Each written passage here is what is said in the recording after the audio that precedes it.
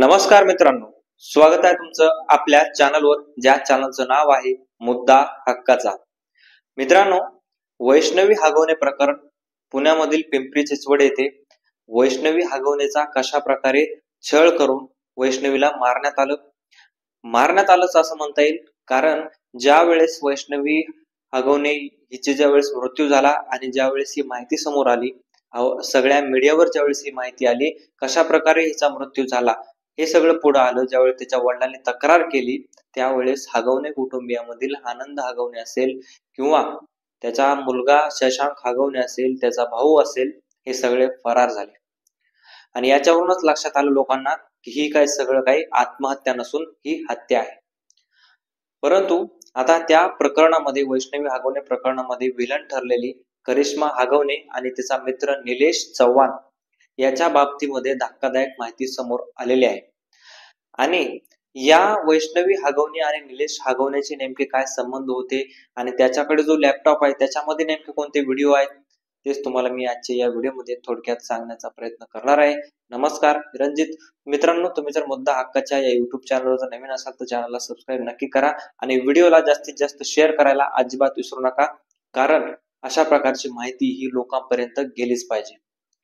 मित्रांनो, वैष्णवी हगवणे प्रकरणामध्ये villain main जे ठरलेले आहे ती तिची नणंद आहे। नणंद म्हणजे कोणतं? करिश्मा हगवणे, आनंद हगवणे कुटुंबियामधली ही सगळी हगवणे कुटुंबियामधली ही मुलगी होती, आनंद हगवणे यांची मुलगी होती। आणि ही जी आहे ती 35 वर्षाची अविवाहित तरुणी आहे। म्हणजे 35 वर्ष झालं तरी सुद्धा त्या तरुणीचं लग्न झालेलं नव्हतं आणि हगवणे कुटुंबामध्ये ती राज्य करत होती। कशा प्रकारे राज्य करत होती? तर वैष्णवी हगवणे असेल किंवा त्याची जी जाऊ होती जगताप, त्या जावाला आणि या वैष्णवीला ती छळायची, त्रास द्यायची। तर ती कशा प्रकारे? तो वैष्णवीच्या तोंडात सुद्धा ही नणंद म्हणणारी करिश्मा हगवणे थुकली होती आणि त्या दुसऱ्याच्या अंगावर सुद्धा, जी वैष्णवीची जाऊ होती तिच्या अंगावर सुद्धा ही थुंकली होती। त्यांना टॉर्चर करायची आणि स्वतःच्या मनावर सगळं काही चालवायची। घरामध्ये ज्या गोष्टी घडतात, ज्या गोष्टी कशा प्रकारे त्यांच्या सुनानं मांडल्या, या सगळ्या गोष्टी करण्याचं काम, एक प्रकारे टॉर्चर करण्याचं काम या जावांना, वैष्णवीला ही विलन ठरणारी करिश्मा गव्हाणे करायची। परंतु ही विलन ठरणारी करिश्मा गव्हाणे याच्यामध्ये विकृती कुठून आली? तर विकृती आली निलेश चव्हाण जो माणूस आहे। निलेश चव्हाण हा कोण आहे? तर करिश्मा गव्हाणेचा मित्र आहे अशा प्रकारचं बोललं जाते। परंतु मित्र कशा प्रकारे आहे हे तुम्हाला कळेलच। मित्र म्हणजे निलेश चव्हाण याच्या मीटिंग मध्ये निलेश चव्हाण काय करते? तर निलेश चव्हाणकडे पोकले बांधकामाचे काम करते, ज्याकडे पोकले नाहीत, बऱ्याचपैकी टिपर आहेत, कळतंय अशा प्रकारची माहिती आहे आणि तो तिथे बांधकामाचे पुण्यामध्ये काम करत आहे। आणि त्याचं तिथे एक ऑफिस आहे, त्या ऑफिसमध्ये ह्या सगळ्या मीटिंग व्हायच्या आणि त्या ऑफिसमध्ये ठरवलं जायचं कोणाला किती टॉर्चर करायचं, काय करायचं, हे सगळं काही व्हायचं। आणि निलेश चव्हाण जो होता तो कशा प्रकारे विकृत माणूस होता? तर निलेश चव्हाणचं लग्न झालेलं होतं, निलेश चव्हाणला पत्नी होती आणि निलेश चव्हाण काय करायचा? त्या पत्नीसोबत ज्यावेळेस शारीरिक संबंध बनवायचा त्यावेळेस तो स्पाय कॅमेऱ्यानं हे सगळं काही रेकॉर्ड करून घ्यायचा। मग हे पुढं कसं आलं?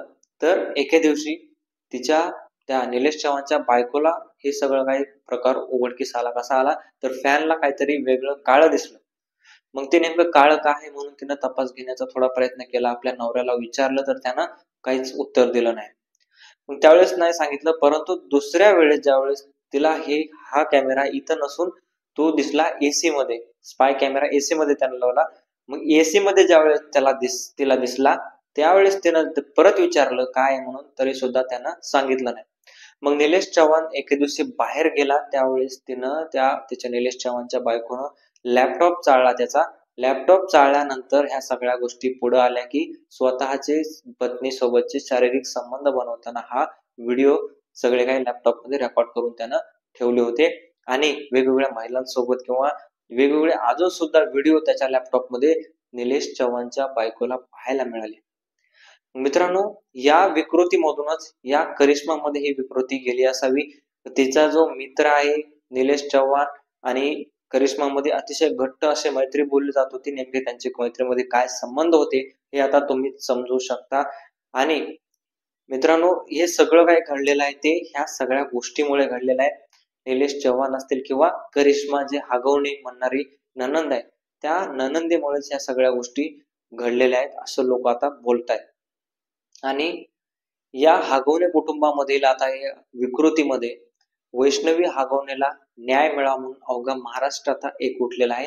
आणि या निलेश चव्हाणच्या पाठीमागे असंच बोललं जाते, अशा प्रकारची माहिती आहे की पोलिसांच्या तुकड्या लावलेल्या आहेत. पोलीस लवकरात लवकर या निलेश चव्हाणचा तपास घेणार आहेत अशा प्रकारची माहिती आहे.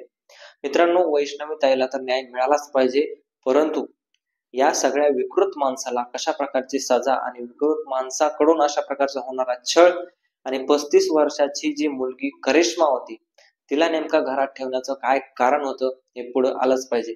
मित्रांनो, तुम्हाला काय वाटतंय हागवणे प्रकरणाबद्दल? तुमचं मत कमेंट मध्ये नक्की सांगा आणि व्हिडिओला शेअर करायला विसरू नका. धन्यवाद.